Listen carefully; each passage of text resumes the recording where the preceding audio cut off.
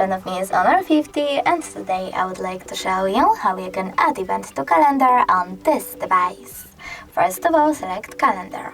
Now you need to select allow in the pop-up and pick a date by tapping on the chosen one. After that, you need to choose this plus icon at the bottom right corner and customize your event however you wish to.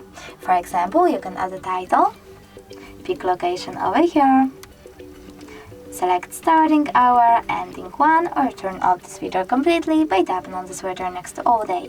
You can also set up notifications minutes, hours, or weeks before, take notes, and even click on repeat and select one of those options like every year. When you're ready, click at the top right corner, and as you can see, my event was successfully added. If you wish to edit it, you need to click on it over here, tap on edit in the middle at the bottom, and choose all events in this series or this event only. I will go with all of them, so I have to click on it.